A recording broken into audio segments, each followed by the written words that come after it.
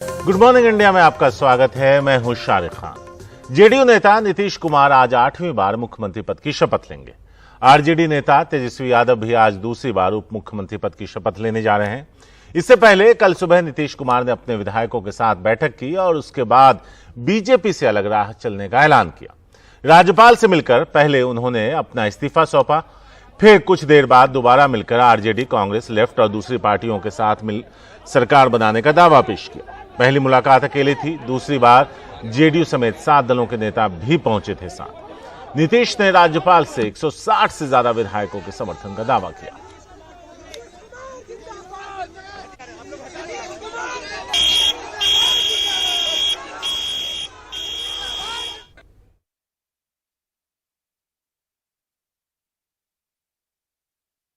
दोनों लोकसभा राज्यसभा के सांसद और सारे विधायक और विधान पार्षद और पार्टी के नेता सब लोग। भाजपा से क्या दिक्कत हो गई? सारी मीटिंग आज हुई और सब लोगों की इच्छा यही हुई है कि हम लोगों को एनडीए छोड़ देना चाहिए।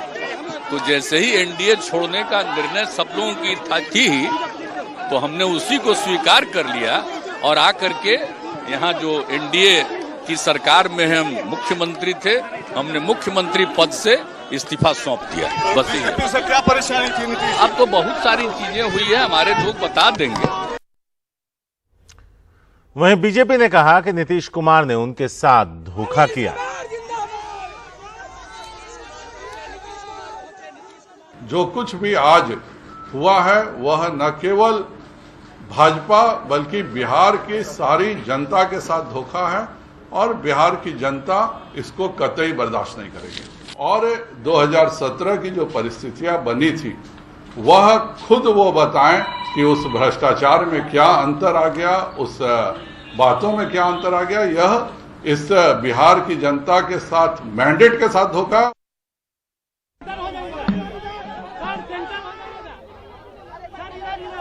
राज्यपाल से मिलकर लौटे नीतीश और तेजस्वी ने कहा कि वो बिहार को अब पुरानी जकड़न से बाहर लाएंगे।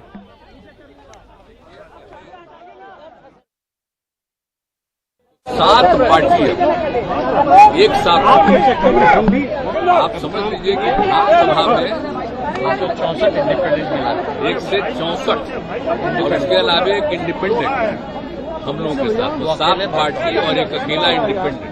और हम लोग जो उधर थे उनसे हम लोगों ने रास्ता आज समाप्त कर लिया और हम लोग एक साथ मिल करके हम 7 पार्टियों में जो हम लोगों का महागठबंधन है, हम मिल करके आगे काम करेंगे, सेवा करेंगे।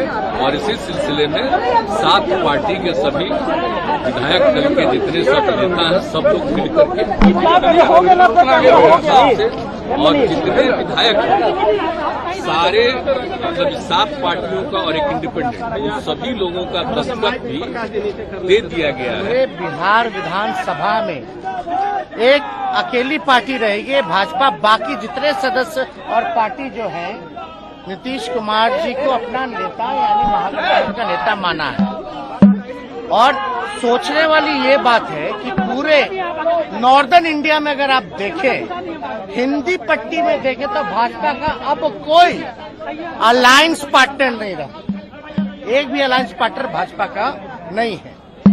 और ये तो इतिहास बताता है कि भाजपा जहां रहती है, जिसके साथ रहती है, उसको खत्म करने में लगी रहती है।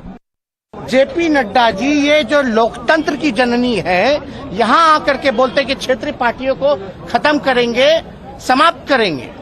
तो इसका मतलब क्या है? यानी विपक्ष को समाप्त करेंगे। विपक्ष को समाप्त करेंगे मतलब लोकतंत्र को समाप्त करेंगे। यानी लोकतंत्र की जननी में आकर के आप लोकतंत्र को चुनौती दे रहे हैं। ये बिहार के लोग नहीं सहेंगे। ये हमारा दायित्व है सबसे पहले देश के संविधान को बचाना। नीतीश कुमार के इस पलटवार के बाद बीजेपी सूत्रों का क्या कहना है? बीजेपी सूत्र कहते हैं बीजेपी नेतृत्व को अंदाजा था कि नीतीश गठबंधन छोड़ने की योजना बना रहे हैं। बीजेपी नेतृत्व ने उन्हें मनाने या रोकने की कोशिश नहीं की। बीजेपी को एहसास था कि नीतीश जाएंगे ही, उनकी राष्ट्रीय महत्वाकांक्षाएं। किसी वरिष्ठ नेता ने नीतीश से संपर्क नहीं किया। यह काम राज्य स्तर के नेताओं पर छोड़ दिया गया। पार्टी आलाकमान ने कहा कि बीजेपी नेता कोई बयान ना दें। बिहार बीजेपी ने बस एक वाक्य का बयान जारी किया। बिहार बीजेपी के कोर ग्रुप ने पटना में बैठक की। नीतीश विश्वसनीयता खो चुके हैं, उनकी लोकप्रियता गिरावट पर है, यह बयान था। हालांकि बिहार में बीजेपी के पास नीतीश के मुकाबले कोई ऐसा चेहरा नहीं। नीतीश कुमार जी हमें छोड़कर चले गए और कहा कि भाजपा उनकी पार्टी को तोड़ने का काम कर रही थी। 17 में आप दोबारा साथ आ गए, आराम से साथ रहे, 19 का लोकसभा का चुनाव जीता, 20 का विधानसभा का चुनाव जीता, और आज जब 22 का अगस्त चल रहा है तो आप कह रहे हैं भाजपा हमको तोड़ने की कोशिश करती है। यह क्या मतलब है इसका? हमारा स्पष्ट कहना है नीतीश जी, आप बिहार की जनता के जनादेश का अपमान कर रहे हैं।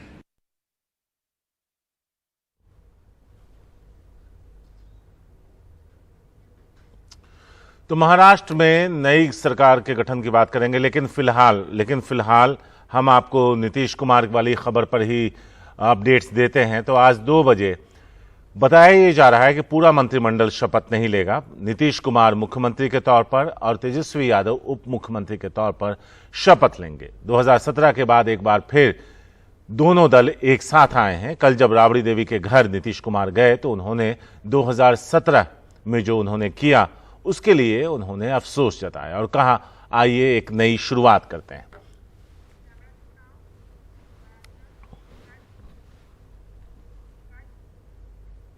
महाराष्ट्र में नई सरकार के गठन के लगभग 40 दिन बाद महाराष्ट्र में मंत्रिमंडल विस्तार किया गया। कुल 18 मंत्री बनाए गए। शिंदे और बीजेपी दोनों के 9-9, लेकिन एक के मंत्री पद पर शपथ लेते ही विवाद खड़ा हो गया।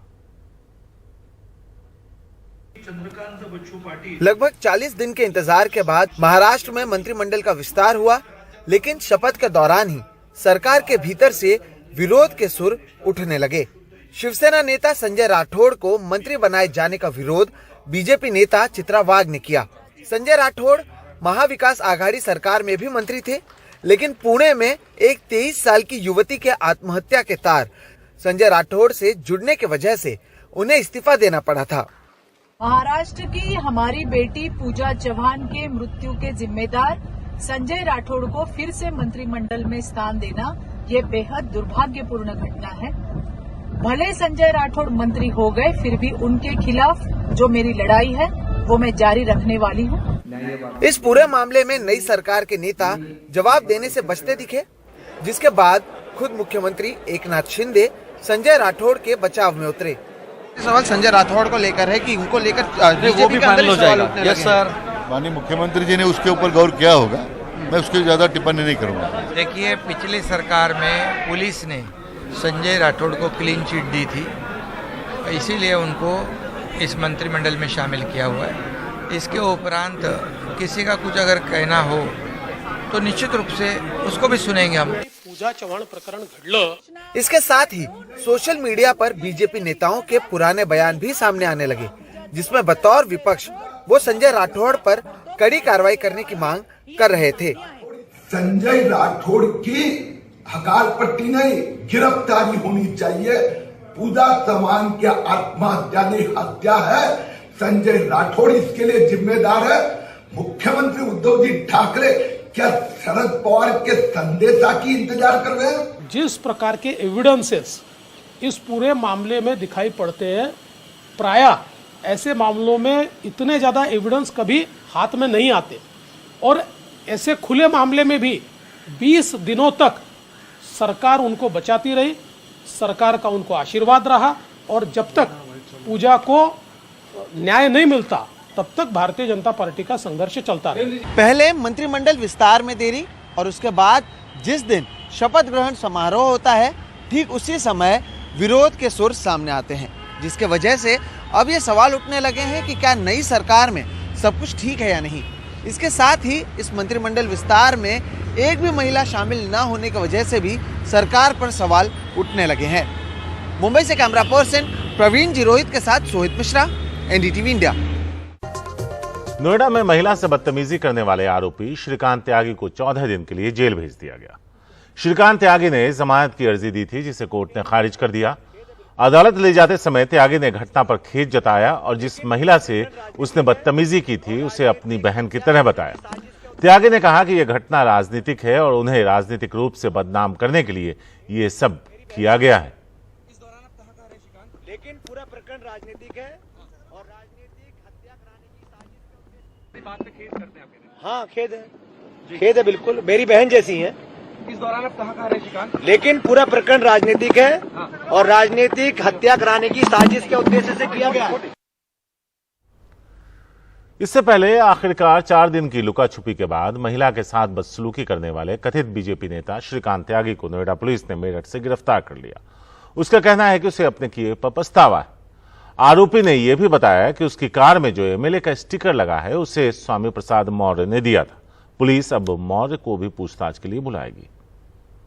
क्या हो गया भाई साहब? बीते शुक्रवार को नोएडा की ओमेक्स ग्रांड सोसाइटी में एक महिला के साथ बदसलूकी और गाली गलौज करने वाला कथित बीजेपी नेता श्रीकांत त्यागी अब पुलिस की गिरफ्त में है। मंगलवार सुबह उसे मेरठ से उसके 3 साथियों राहुल, संजय और नकुल त्यागी के साथ गिरफ्तार कर लिया गया। उसकी गिरफ्तारी के लिए पुलिस की 12 टीमें लगी हुई थीं। मेन एक्यूज बहुत चालाकी से अपने आप को छुपा रहा था। समय समय पर टेक्निकल सर्विलांस से अपने आप को बचाने के लिए रेडियो साइलेंस और इलेक्ट्रॉनिक साइलेंस भी उसने अख्तियार किया, लेकिन हमारी टीम्स पूरे जोशो खरोश के साथ उसके साथ पीछे लगी रही और आज इसको मेरठ के पास से हमारी टीम्स ने अपने सहयोगियों के साथ गिरफ्तार कर लिया है। पुलिस के मुताबिक सोसाइटी में कब्जे का विवाद 3 साल पहले शुरू हुआ था। शुक्रवार को झगड़ा ज्यादा बढ़ गया। जैसे ही आरोपी श्रीकांत की बदसलूकी का वीडियो वायरल हुआ, वो पहले दिल्ली एयरपोर्ट की तरफ गया, जहां से वो फ्लाइट पकड़कर लखनऊ जाना चाहता था। वहां वो अपने राजनीतिक गुरु स्वामी प्रसाद मौर्य की शरण में रहना चाहता था, लेकिन फिर उसने प्लान बदला और वहां से मेरठ गया।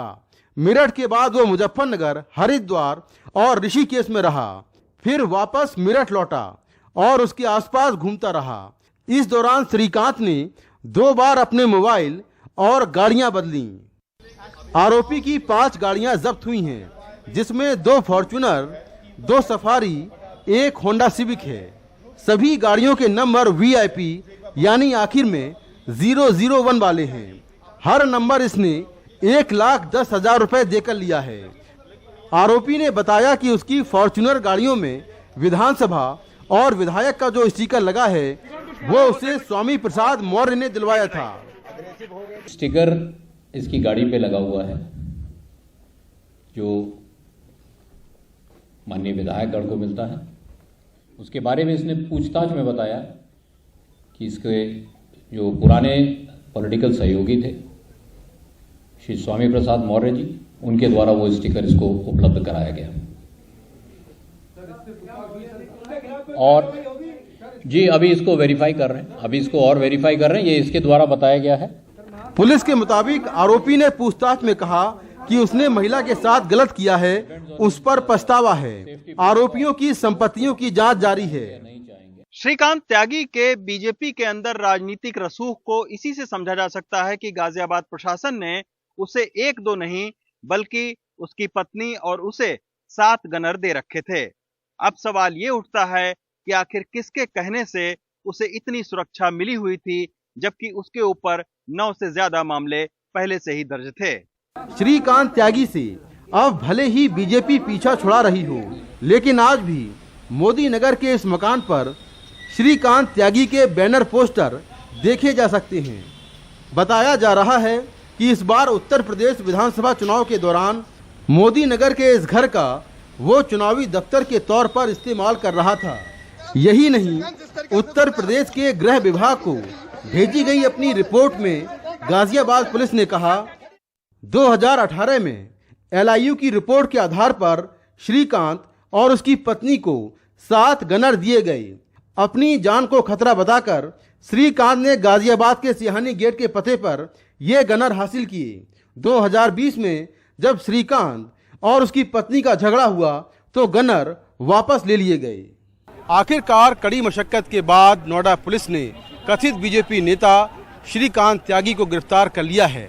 जांच में ये बात भी साफ हो गई है कि किस तरह से श्रीकांत त्यागी को राजनीतिक संरक्षण प्राप्त था और इस मामले में कुछ नेताओं के नाम भी सामने आए हैं। अब देखना होगा कि नोएडा पुलिस उनके खिलाफ क्या कार्रवाई करती है। नोएडा से कैमरामैन कानन पात्रा के साथ मैं मुकेश सिंह, एनडीटीवी इंडिया। दक्षिणी दिल्ली में एक बाइक सवार की दुर्घटना में मौत हो गई। पुलिस को शक है कि इसकी वजह चाइनीज मांझा हो सकता है, जो उसकी बाइक के नीचे की तरफ उलझा हुआ मिला था। दक्षिण दिल्ली में बदरपुर फ्लाईओवर पर तुगलकाबाद मेट्रो स्टेशन के पास यही वो जगह है जहां रविवार रात 32 साल के नरेंद्र की मौत हो गई। नरेंद्र जोमेटो में डिलीवरी बॉय का काम करता था। पिछली नौकरी चली गई थी और नई नौकरी भी आधे वेतन पर किसी तरह लगी थी। अब नरेंद्र के 6 लोगों के परिवार पर रोजी रोटी का संकट आ खड़ा हुआ है। जब तक मैं गया, जब तक पुलिस वाले खड़े हुए थे और भी उसके कंपनी के बंदे थे 10-12, तो मेरा भाई वहाँ पे मतलब था, डेथ हो गई थी उसकी। कैसे क्या हुआ था? अब मुझको ये नहीं पता कि कैसे हुई है। मैं गया तो मेरा भाई वहाँ पे डेथ हो गई थी। बहुत देर तक मतलब इन्हों लोगों ने कोशिश करी, एम्बुलेंस को बुलाया, 1 घंटा हो गया, नहीं आ पाई। पुलिस को शक है कि ये दुर्घटना चीनी मांझे की वजह से हो सकती है। दिल्ली पुलिस के मुताबिक नरेंद्र के शरीर पर कहीं मांझा नहीं अटका था, लेकिन बाइक में नीचे की ओर मांझा उलझा हुआ था। हो सकता है कि बाइक से मांझा अटकने से संतुलन बिगड़ा हो और नरेंद्र गिर गए हों और इसी दौरान पीछे से आए किसी तेज रफ्तार अज्ञात वाहन ने उन्हें कुचल दिया। पुलिस इस मामले की जांच करेगी, लेकिन ये बात सही है कि चीनी मांझा अभी भी चिंता का सबब बना हुआ है, जिससे न केवल पक्षी बल्कि इंसान भी जान गंवा रहे हैं। उत्तर पूर्वी दिल्ली में सीलमपुर में पतंग और मांझा का बड़ा बाजार है। कारोबारी कहते हैं कि दिल्ली में चीनी मांझे पर प्रतिबंध है और बहुत सख्त कानून है, लेकिन संभव है कि दिल्ली से बाहर से चीनी मांझा दिल्ली में आ रहा हो। ये बिल्कुल बंद हो चुका है, बैंड हो चुका है। वो तो 4 साल से बंद है, 4-5 साल से तकरीबन। तो कहाँ मिलेगा चाइनीज मांझा? ये चाइना मांझा तो यहाँ पर यूपी में बिक रहा है, दिल्ली में तो कहीं बिक नहीं रहा। अच्छा, समझे? हाँ, वो बिल्कुल पूरे तरीके से बैंड हुआ है। चीनी मांझा दरअसल नायलॉन का ही देश में बना हुआ मांझा होता है, जिसको आम बोलचाल में प्लास्टिक का मांझा भी कहते हैं।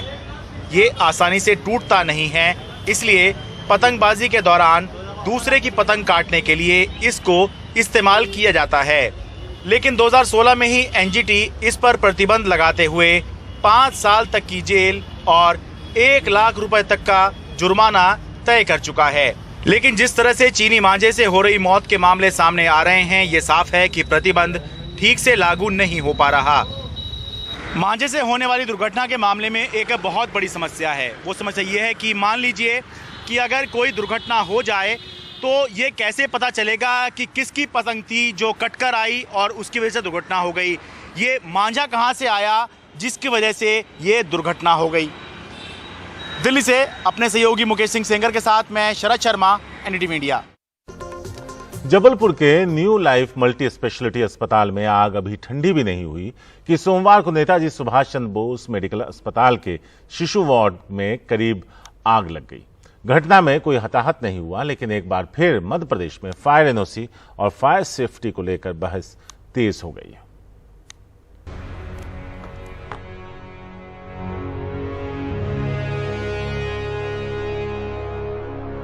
ऐसे जो भी मतलब हॉस्पिटल हैं फर्जी हैं उनको सील कराया जाए, जांच पड़ताल करके लाइसेंस रद्द करा जाए। हम लोग ये चाहते और कुछ नहीं, क्योंकि ऐसे हादसे होते रहते, कोई नेता ध्यान नहीं देता, ना कोई ध्यान देता। जिसके घर का आता वही ध्यान देता है। जान बहुत कीमती होती है, 5 लाख रुपए क्या करेंगे। चौथे बार उसने उठाया, सिर्फ इतना ही बोला, पापा पापा आग लग गई है पापा।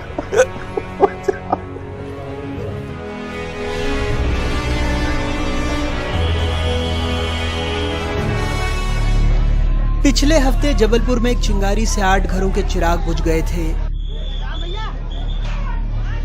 कोई सेहतमंद होने आया था, कोई उन्हें सेहतमंद कर रहा था।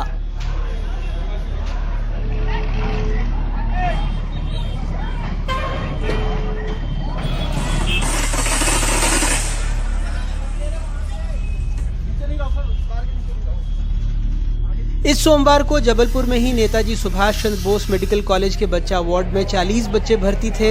जब उसके करीब शॉर्ट सर्किट हुआ, वार्ड में धुआं फैल गया और लाइट चली गई।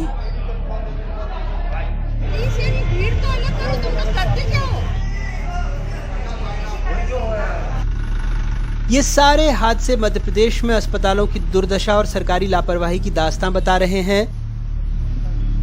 पिछले 1.5 साल में राज्य के 6 अस्पतालों में आगजनी से 23 लोगों की मौत हुई है।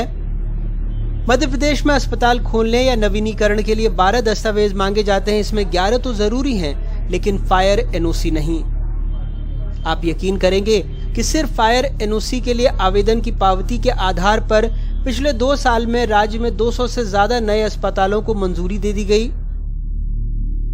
फायर एनओसी हमारा अगर नगर निगम देता है तो फायर एनओसी के बाद फिर जो हमारा हेल्थ डिपार्टमेंट होता है वो उनको लाइसेंस देते हैं।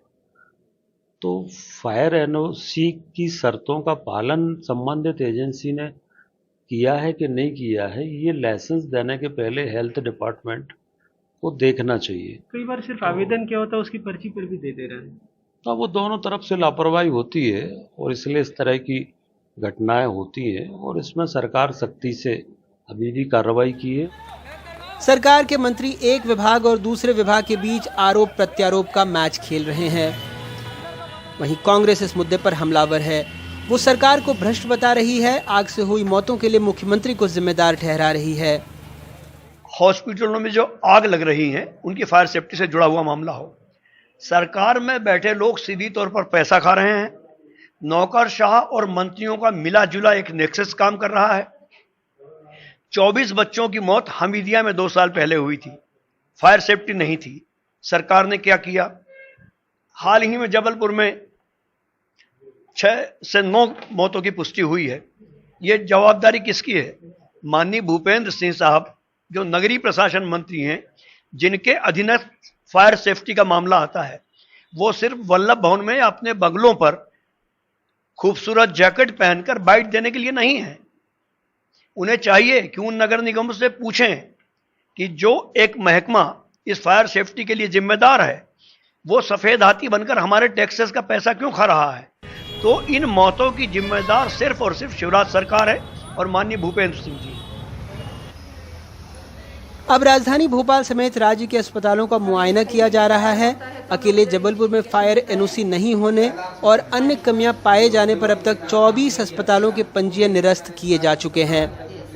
सूत्रों के मुताबिक प्रशासन अब प्रोविजनल फायर एनओसी जारी नहीं करेगा। बिल्डिंग बन जाने के बाद उसके निरीक्षण परीक्षण के बाद ही एनओसी मिलेगी और साथ ही सरकार विधानसभा के मॉनसून सत्र में फायर सेफ्टी एक्ट लाने पर भी विचार कर रही है। भोपाल से कैमरा पर्सन रिजवान खान और संजीव चौधरी के साथ अनुराग द्वारी, एनडीटीवी इंडिया। तो आज नीतीश कुमार फिर बनेंगे मुख्यमंत्री, 8वीं बार लेंगे शपथ।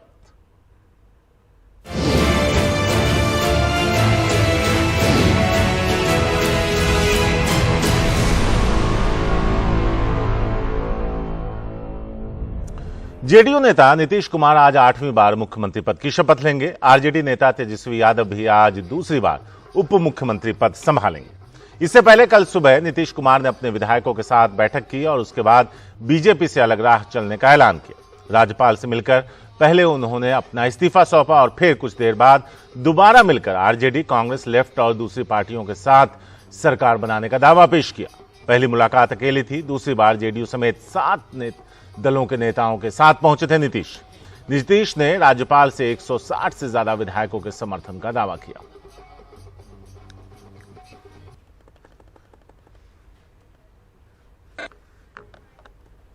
दोनों लोकसभा राज्यसभा के सांसद और सारे विधायक और विधान पार्षद और पार्टी के नेता सब भाजपा से क्या दिक्कत हो गई?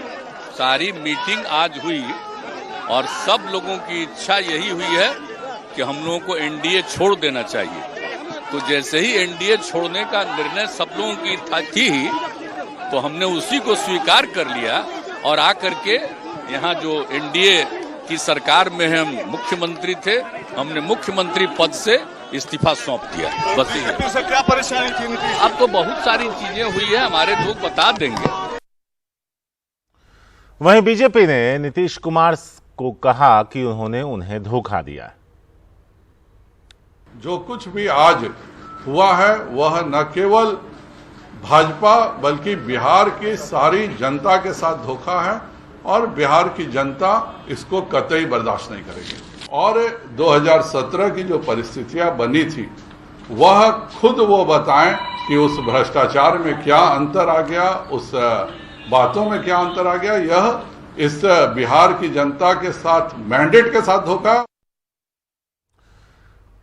राज्यपाल से मिलकर लौटे नीतीश और तेजस्वी ने कहा कि वो बिहार को अब पुरानी जकड़न से बाहर लाएंगे। तो यहां आपको बता दें कि कई तरह के आरोप उन्होंने लगाए। कहा लोकतंत्र खतरे में है, सेंट्रल एजेंसीज का दुरुपयोग हो रहा है, बीजेपी जहां होती है अपने सहयोगियों को ही खत्म करने का काम करती है। तो ऐसे में जो बिहार अब तक उनके जकड़न में था अब उसे बाहर लाया जाएगा।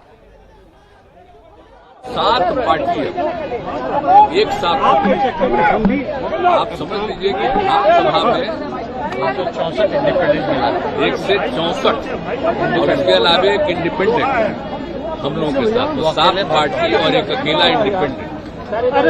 और हम लोग जो उधर थे उनसे हम लोगों ने रास्ता आज समाप्त कर लिया और हम लोग एक साथ मिल करके 7 पार्टियों ने जो हम लोगों का महागठबंधन है, हम मिल करके आगे काम करेंगे, सेवा करेंगे। और इसी सिलसिले में 7 पार्टी के सभी विधायक दल के जितने सब नेता हैं सब लोग मिल करके और जितने विधायक हैं सारे मतलब 7 पार्टियों का और एक इंडिपेंडेंट सभी लोगों का दस्तखत भी दे दिया गया है। पूरे बिहार विधानसभा में एक अकेली पार्टी रहेगी भाजपा। बाकी जितने सदस्य और पार्टी जो है नीतीश कुमार जी को अपना नेता यानी महागठबंधन का नेता माना है। और सोचने वाली ये बात है कि पूरे नॉर्दर्न इंडिया में अगर आप देखें, हिंदी पट्टी में देखें तो भाजपा का अब कोई अलायंस पार्टनर नहीं रहा। एक भी अलायंस पार्टनर भाजपा का नहीं है। और ये तो इतिहास बताता है कि भाजपा जहां रहती है, जिसके साथ रहती है, उसको खत्म करने में लगी रहती है। जेपी नड्डा जी ये जो लोकतंत्र की जननी है, यहां आकर के बोलते कि क्षेत्रीय पार्टियों को खत्म करेंगे, समाप्त करेंगे। तो इसका मतलब क्या है? यानी विपक्ष को समाप्त करेंगे। विपक्ष को समाप्त करेंगे मतलब लोकतंत्र को समाप्त करेंगे। यानी लोकतंत्र की जननी में आकर के आप लोकतंत्र को चुनौती दे रहे हैं। ये बिहार के लोग नहीं सहेंगे। ये हमारा दायित्व है सबसे पहले देश के संविधान को बचाना।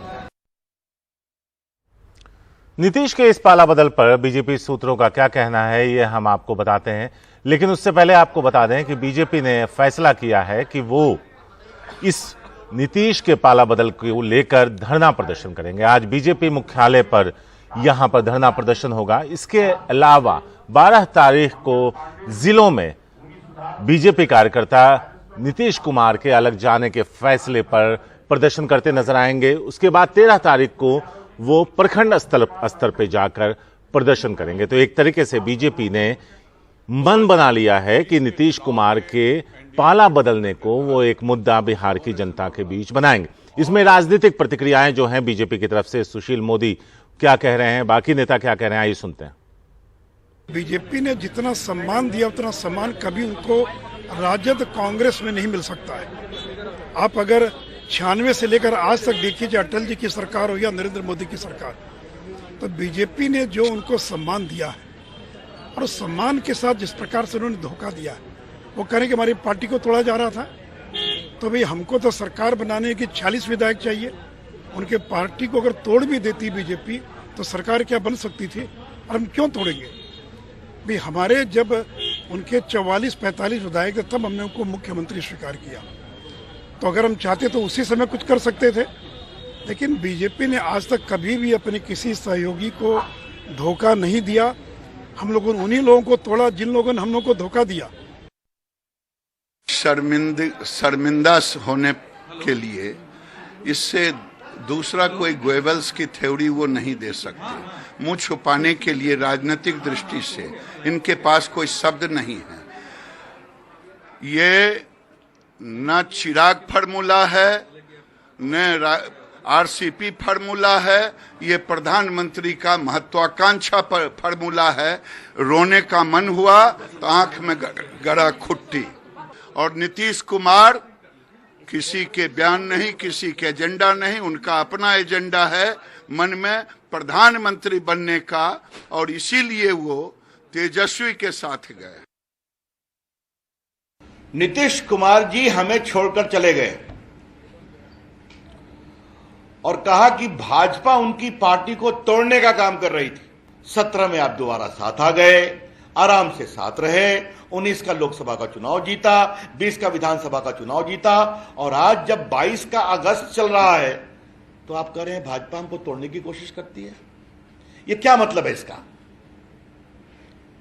हमारा स्पष्ट कहना है नीतीश जी, आप बिहार की जनता के जनादेश का अपमान कर रहे हैं। तो नीतीश के इस पाला बदल पर बीजेपी सूत्रों का क्या कहना है? बीजेपी सूत्र कहते हैं बीजेपी नेतृत्व को अंदाजा था कि नीतीश गठबंधन छोड़ने की योजना बना रहे हैं। बीजेपी नेतृत्व ने उन्हें मनाने या रोकने की कोशिश नहीं की। बीजेपी को एहसास था कि नीतीश जाएंगे ही, उनका राष्ट्रीय महत्वाकांक्षाएं हैं उनकी। किसी वरिष्ठ नेता ने नीतीश से संपर्क नहीं किया। यह काम राज्य स्तर के नेताओं पर छोड़ दिया गया। पार्टी आलाकमान ने कहा कि बीजेपी नेता कोई बयान ना दें। बिहार बीजेपी ने बस एक वाक्य का बयान जारी किया। बिहार बीजेपी के कोर ग्रुप ने पटना में बैठक की।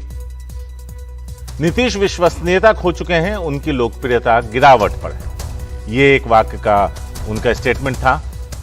हालांकि बिहार में बीजेपी के पास नीतीश के मुकाबले कोई बड़ा चेहरा नहीं।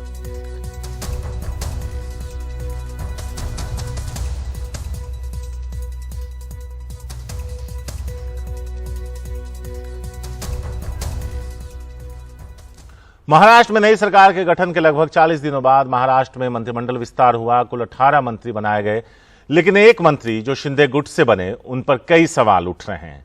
दोनों गुट से 9 विधायकों ने मंत्री पद की शपथ ली। लगभग 40 दिन के इंतजार के बाद महाराष्ट्र में मंत्रिमंडल का विस्तार हुआ, लेकिन शपथ के दौरान ही सरकार के भीतर से विरोध के सुर उठने लगे। शिवसेना नेता संजय राठौड़ को मंत्री बनाए जाने का विरोध बीजेपी नेता चित्रा वाघ ने किया। संजय राठौड़ महाविकास आघाड़ी सरकार में भी मंत्री थे, लेकिन पुणे में एक 23 साल की युवती के आत्महत्या के तार संजय राठौड़ से जुड़ने की वजह से उन्हें इस्तीफा देना पड़ा था। महाराष्ट्र की हमारी बेटी पूजा चौहान के मृत्यु के जिम्मेदार संजय राठौड़ को फिर से मंत्रिमंडल में स्थान देना ये बेहद दुर्भाग्यपूर्ण घटना है। भले संजय राठौड़ मंत्री हो गए, फिर भी उनके खिलाफ जो मेरी लड़ाई है वो मैं जारी रखने वाली हूँ। इस पूरे मामले में नई सरकार के नेता जवाब देने से बचते दिखे, जिसके बाद खुद मुख्यमंत्री एकनाथ शिंदे संजय राठौड़ के बचाव में उतरे। सवाल संजय राठौड़ को लेकर है कि उनको लेकर वो भी फाइनल हो जाएगा। यस सर, माननीय मुख्यमंत्री जी ने उसके ऊपर गौर किया होगा, मैं उसकी ज्यादा टिप्पणी नहीं करूंगा। देखिए, पिछली सरकार में पुलिस ने संजय राठौड़ को क्लीन चिट दी थी, इसीलिए उनको इस मंत्रिमंडल में शामिल किया हुआ है। इसके उपरांत किसी का कुछ अगर कहना हो तो निश्चित रूप से उसको भी सुनेंगे हम। पूजा चव्हाण प्रकरण घडलं। इसके साथ ही सोशल मीडिया पर बीजेपी नेताओं के पुराने बयान भी सामने आने लगे, जिसमें बतौर विपक्ष वो संजय राठौड़ पर कड़ी कार्रवाई करने की मांग कर रहे थे। संजय राठौड़ की हकाल पट्टी नहीं, गिरफ्तारी होनी चाहिए। पूजा चव्हाण की आत्महत्या नहीं, हत्या है। संजय राठौड़ इसके लिए जिम्मेदार है। मुख्यमंत्री उद्धव जी ठाकरे क्या शरद पवार के संदेशा की इंतजार कर रहे हैं? जिस प्रकार के एविडेंसेस इस पूरे मामले में दिखाई पड़ते हैं, प्रायः ऐसे मामलों में इतने ज्यादा एविडेंस कभी हाथ में नहीं आते, और ऐसे खुले मामले में भी 20 दिनों तक सरकार उनको बचाती रही, सरकार का उनको आशीर्वाद रहा, और जब तक पूजा को न्याय नहीं मिलता तब तक भारतीय जनता पार्टी का संघर्ष चलता रहा। पहले मंत्रिमंडल विस्तार में देरी, और उसके बाद जिस दिन शपथ ग्रहण समारोह होता है, ठीक उसी समय विरोध के सुर सामने आते हैं, जिसके वजह से अब ये सवाल उठने लगे हैं कि क्या नई सरकार में सब कुछ ठीक है या नहीं। इसके साथ ही इस मंत्रिमंडल विस्तार में एक भी महिला शामिल न होने की वजह से भी सरकार पर सवाल उठने लगे हैं। मुंबई से कैमरा पर्सन प्रवीण जिरोहित के साथ सोहित मिश्रा, एनडीटीवी इंडिया। यहां पे आपको एक खबर बता दें कि रेलवे ने 2020 में कोरोना की शुरुआत पे जो वरिष्ठ नागरिकों को कंसेशन मिलता था वो छूट खत्म कर दी थी। कुछ दिन पहले रेल मंत्री ने कहा कि अब बुजुर्गों को उस छूट के बारे में सोचना बंद कर देना चाहिए। लेकिन अब जो ताज़ा खबर आ रही है वो ये कि संसद की एक स्थायी समिति ने इस बात की सिफारिश की है कि जो बुजुर्गों को कोरोना काल से पहले जो छूट मिलती थी वो स्लीपर क्लास और थर्ड एसी में उसे बहाल करना चाहिए। यानी अगर ये होता है तो लोगों को राहत मिल सकती है। हिमांशु शेखर मिश्रा इस वक्त हमारे साथ हैं, सीधे उनके पास चलते हैं। हिमांशु, अगर देखें तो रेलवे किराया अब हवाई जहाज को टक्कर देता है। अगर आप वक्त पे हवाई जहाज का टिकट कटा लें तो आपके लिए वो सस्ता पड़ता है। ऐसे में एक छोटी सी राहत थी बुजुर्गों की जो खत्म कर दी गई थी और कहा गया था कि अब आप उसे भूल जाइए, लेकिन अब एक उम्मीद जगी है। निश्चित तौर पर आप देखिए, बहुत ही स्पष्ट शब्दों में राधा मोहन सिंह जो बीजेपी के वरिष्ठ सांसद हैं, उन्होंने रेलवे मंत्रालय को जो सिफारिश दी है, जो रिपोर्ट संसद में पेश की गई है, उसमें बहुत साफ शब्दों में लिखा है कि अब रेलवे की जो ऑपरेशंस हैं वो नॉर्मलसी की तरफ बढ़ रही है, यानी सब कुछ सामान्य हो रहा है। और एक विशेष परिस्थिति में कंसेशन को खत्म किया गया था, लेकिन अभी जो मौजूदा हालात है उसमें रेलवे मंत्रालय को कम से कम स्लीपर क्लास और 3AC इन दो कैटेगरीज में, जो पैसेंजर्स की दो कैटेगरी होती है, इसमें सबसे ज्यादा पैसेंजर होते हैं किसी भी ट्रेन में, उसमें जो सीनियर सिटीजन्स हैं उनको 40 से 50% तक जो ट्रेन फेयर कंसेशन मिलता था उसे दोबारा बहाल करने के बारे में गंभीरता से विचार किया जाए। रिपोर्ट में यह भी कहा गया है कि जो अलग अलग कैटेगरीज हैं, यानी सीनियर सिटीजन्स के अलावा भी जो दूसरी कैटेगरीज हैं उनको कंसेशन देने के बारे में भी जुडिशियसली सोचना चाहिए, शब्द का इस्तेमाल इस रिपोर्ट में कहा गया है। सूत्रों ने हमें यह बताया है कि इस प्रस्ताव पर इसके पहले बहुत सारे सांसदों ने भी ये बात रखी थी संसद में, और इसमें इस पर विचार फिलहाल चल रहा है। इस प्रस्ताव की समीक्षा की जा रही है। इसका जो फाइनेंशियल इम्प्लीकेशन होगा, जो वित्तीय असर होगा रेलवे की कमाई पर, उसकी भी समीक्षा की जा रही है और उसके बाद एक फैसला लिया जाएगा। लेकिन निश्चित तौर पर एक बहुत स्पष्ट संकेत रेलवे मंत्रालय की तरफ से भी आया है शारिक, कि इस प्रस्ताव पर जो रेलवे की स्टैंडिंग कमेटी ऑन रेलवेज ने संसद में पेश की है, इस पर नए सिरे से गंभीरता से रेलवे मंत्रालय में फिलहाल विचार विमर्श चल रहा है। शारिक, शुक्रिया हिमांशु इस पूरी बातचीत के लिए। तो उम्मीद ये की जानी चाहिए कि जो सहूलियत बुजुर्गों को मिलती थी वो फिर से बहाल होगी। वक्त एक छोटे से ब्रेक का है। कल यानी 9 अगस्त को वर्ल्ड ट्राइबल डे मनाया गया। झारखंड सरकार ने इस मौके पर 2 दिनों का जनजातीय महोत्सव आयोजित किया। यह उत्सव मुख्यमंत्री हेमंत सोरेन की पहल पर आयोजित किया गया। झारखंड की राजधानी रांची के मुरहाबादी में चल रहे मेले में पूर्वोत्तर भारत के कलाकार अपने हुनर और कला का प्रदर्शन कर रहे हैं। इस उत्सव में जनजातीय इतिहास, साहित्य, मानव शास्त्र समेत गोष्ठी, कला, संगीत, परिधान, फैशन शो, खान पान और सांस्कृतिक कार्यक्रम आयोजित किए जा रहे हैं। आंध्र प्रदेश, छत्तीसगढ़, उड़ीसा, सिक्किम के अलावा दूसरे नॉर्थ ईस्ट राज्यों में कई प्रतिभागी और कलाकार यहां पहुंचे हैं। आज इस उत्सव का दूसरा और आखिरी दिन है।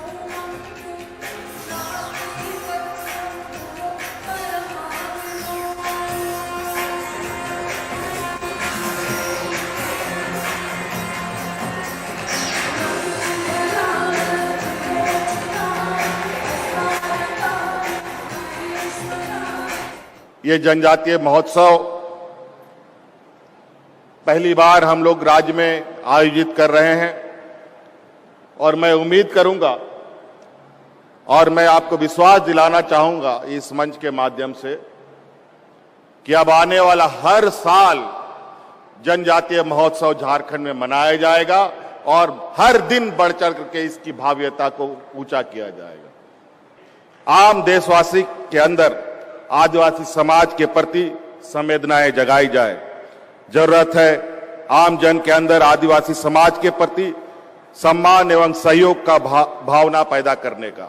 झारखंड ही नहीं, देश के दूसरे हिस्से के आदिवासी का भी जो प्यार मुझे मिलता है, जो उम्मीद मुझसे है, उससे मैं भली भांति परिचय हूं। आइए हम सब अपने एकजुटता एवं आगे बढ़ने का संकल्प को जय हिंद के नारे के साथ शक्ति दें। जय हिंद, जय झारखंड, जोहार। नोएडा में महिला से बदतमीजी करने के आरोपी श्रीकांत त्यागी को 14 दिन के लिए जेल भेज दिया गया। श्रीकांत त्यागी ने जमानत की अर्जी दी थी, जिसे कोर्ट ने खारिज कर दिया। अदालत ले जाते वक्त श्रीकांत त्यागी ने घटना पर खेद जताया और जिस महिला से उसने बदतमीजी की उसे अपनी बहन की तरह बताया। त्यागी ने कहा यह घटना राजनीतिक है और उन्हें राजनीतिक रूप से बदनाम करने के लिए यह सब किया गया है। हाँ, खेद है बिल्कुल। मेरी बहन जैसी है। इस दौरान आप कहाँ रहे श्रीकांत? लेकिन पूरा प्रकरण राजनीतिक है और राजनीतिक हत्या कराने की साजिश के उद्देश्य से किया गया है। इससे पहले आखिरकार 4 दिन की लुका-छुपी के बाद महिला के साथ बदसलूकी करने वाले कथित बीजेपी नेता श्रीकांत त्यागी को नोएडा पुलिस ने मेरठ से गिरफ्तार कर लिया। बीते शुक्रवार को नोएडा की ओमेक्स ग्रांड सोसाइटी में एक महिला के साथ बदसलूकी और गाली गलौज करने वाला कथित बीजेपी नेता श्रीकांत त्यागी अब पुलिस की गिरफ्त में है। मंगलवार सुबह उसे मेरठ से उसके 3 साथियों राहुल, संजय और नकुल त्यागी के साथ गिरफ्तार कर लिया गया। उसकी गिरफ्तारी के लिए पुलिस की 12 टीमें लगी हुई थीं। मेन एक्यूज बहुत चालाकी से अपने आप को छुपा रहा था। समय समय पर टेक्निकल सर्विलांस से अपने आप को बचाने के लिए रेडियो साइलेंस और इलेक्ट्रॉनिक साइलेंस भी उसने अख्तियार किया, लेकिन हमारी टीम्स पूरे जोशो खरोश के साथ उसके साथ पीछे लगी रही और आज इसको मेरठ के पास से हमारी टीम्स ने अपने सहयोगियों के साथ गिरफ्तार कर लिया है। पुलिस के मुताबिक सोसाइटी में कब्जे का विवाद 3 साल पहले शुरू हुआ था। शुक्रवार को झगड़ा ज्यादा बढ़ गया। जैसे ही आरोपी श्रीकांत की बदसलूकी का वीडियो वायरल हुआ, वो पहले दिल्ली एयरपोर्ट की तरफ गया, जहां से वो फ्लाइट पकड़कर लखनऊ जाना चाहता था। वहां वो अपने राजनीतिक गुरु स्वामी प्रसाद मौर्य की शरण में रहना चाहता था, लेकिन फिर उसने प्लान बदला और वहां से मेरठ गया। मेरठ के बाद वो मुजफ्फरनगर, हरिद्वार और ऋषिकेश में रहा, फिर वापस मेरठ लौटा और उसके आसपास घूमता रहा। इस दौरान श्रीकांत ने 2 बार अपने मोबाइल और गाड़ियां बदली। आरोपी की 5 गाड़ियां जब्त हुई हैं, जिसमें 2 फॉर्च्यूनर, 2 सफारी, 1 होंडा सिविक है। सभी गाड़ियों के नंबर VIP यानी आखिर में 001 वाले हैं। हर नंबर इसने 1,10,000 रुपए देकर लिया है। आरोपी ने बताया कि उसकी फॉर्च्यूनर गाड़ियों में विधानसभा और विधायक का जो स्टिकर लगा है वो उसे स्वामी प्रसाद मौर्य ने दिलवाया था। स्टिकर इसकी गाड़ी पे लगा हुआ है, जो माननीय विधायकगण को मिलता है। उसके बारे में इसने पूछताछ में बताया कि इसके जो पुराने पॉलिटिकल सहयोगी थे श्री स्वामी प्रसाद मौर्य जी, उनके द्वारा वो स्टिकर इसको उपलब्ध कराया गया। और जी अभी इसको वेरीफाई कर रहे हैं, ये इसके द्वारा बताया गया है। पुलिस के मुताबिक आरोपी ने पूछताछ में कहा कि उसने महिला के साथ गलत किया है, उस पर पछतावा है। आरोपियों की संपत्तियों की जांच जारी है। श्रीकांत त्यागी के बीजेपी के अंदर राजनीतिक रसूख को इसी से समझा जा सकता है कि गाजियाबाद प्रशासन ने उसे 1-2 नहीं बल्कि उसकी पत्नी और उसे 7 गनर दे रखे थे। अब सवाल ये उठता है कि आखिर किसके कहने से उसे इतनी सुरक्षा मिली हुई थी, जबकि उसके ऊपर 9 से ज्यादा मामले पहले से ही दर्ज थे।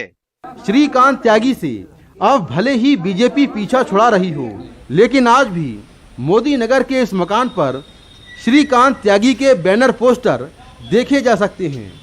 बताया जा रहा है कि इस बार उत्तर प्रदेश विधानसभा चुनाव के दौरान मोदी नगर के इस घर का वो चुनावी दफ्तर के तौर पर इस्तेमाल कर रहा था।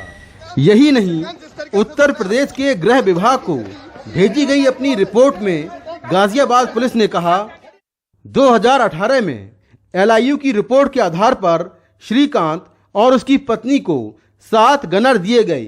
अपनी जान को खतरा बताकर श्रीकांत ने गाजियाबाद के सिहानी गेट के पते पर ये गनर हासिल किए। 2020 में जब श्रीकांत और उसकी पत्नी का झगड़ा हुआ तो गनर वापस ले लिए गए। आखिरकार कड़ी मशक्कत के बाद नोएडा पुलिस ने कथित बीजेपी नेता श्रीकांत त्यागी को गिरफ्तार कर लिया है। जांच में ये बात भी साफ हो गई है कि किस तरह से श्रीकांत त्यागी को राजनीतिक संरक्षण प्राप्त था और इस मामले में कुछ नेताओं के नाम भी सामने आए हैं। अब देखना होगा कि नोएडा पुलिस उनके खिलाफ क्या कार्रवाई करती है। नोएडा से कैमरामैन कानन पात्रा के साथ मैं मुकेश सिंह, एनडीटीवी इंडिया। जबलपुर के न्यू लाइफ मल्टी स्पेशलिटी अस्पताल की आग अभी ठंडी भी नहीं हुई कि सोमवार को नेताजी सुभाष चंद्र बोस मेडिकल अस्पताल के शिशु वार्ड में आग लग गई। घटना में कोई हताहत नहीं हुआ, लेकिन एक बार फिर मध्य प्रदेश में फायर एनओसी और फायर सेफ्टी को लेकर बहस तेज हो गई।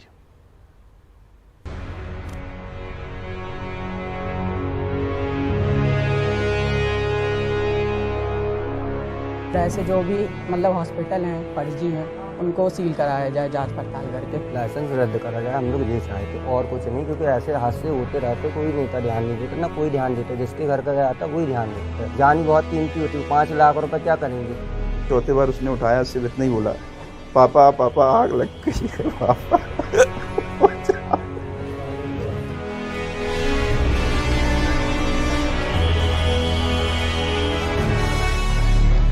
पिछले हफ्ते जबलपुर में एक चिंगारी से 8 घरों के चिराग बुझ गए थे। कोई सेहतमंद होने आया था, कोई उन्हें सेहतमंद कर रहा था।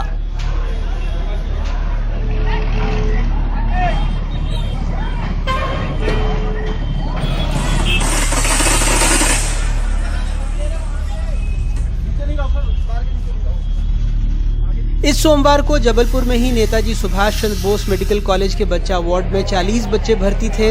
जब उसके करीब शॉर्ट सर्किट हुआ, वार्ड में धुआं फैल गया और लाइट चली गई।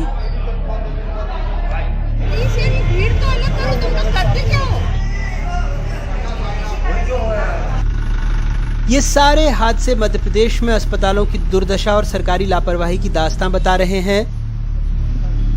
पिछले 1.5 साल में राज्य के 6 अस्पतालों में आगजनी से 23 लोगों की मौत हुई है।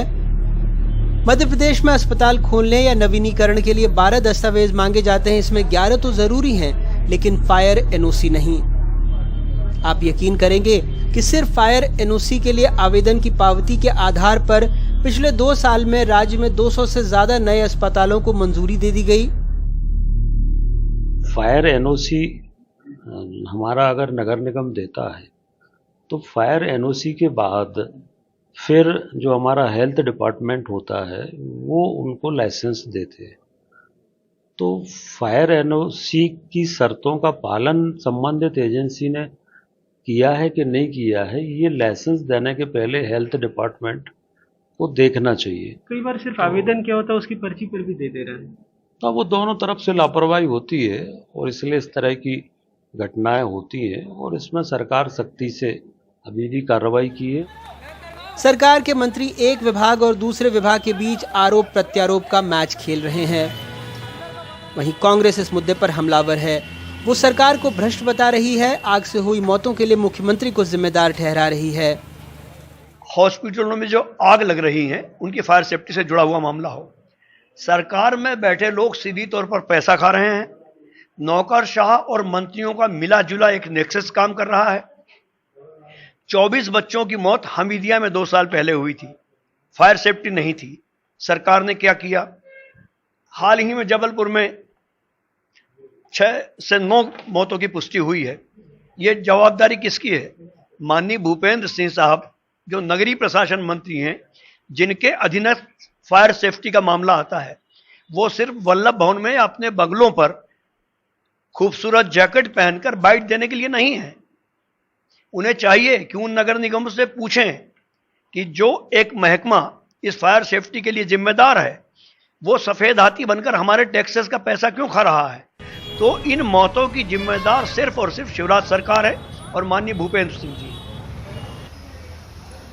अब राजधानी भोपाल समेत राज्य के अस्पतालों का मुआयना किया जा रहा है। अकेले जबलपुर में फायर एनओसी नहीं होने और अन्य कमियां पाए जाने पर अब तक 24 अस्पतालों के पंजीयन निरस्त किए जा चुके हैं।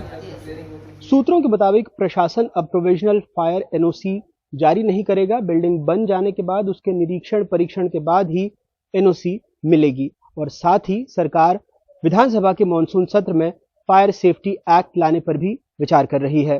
भोपाल से कैमरा पर्सन रिजवान खान और संजीव चौधरी के साथ अनुराग द्वारी, एनडीटीवी इंडिया। देश के सबसे साफ शहर इंदौर में बारिश के बाद बुरा हाल है। इससे अलग अलग इलाकों में पानी जमा हो गया, सड़कें नदियों में तब्दील हो गई, कई गाड़ियां बहने लगी, एक कार में सवार लोगों को किसी तरह बचाया गया। हालात का अंदाजा इससे लगाया जा सकता है कि जो भी गाड़ी पानी के बीच में आ रही थी वो बहने लगती थी। बारिश के बाद बचाव का काम जारी है।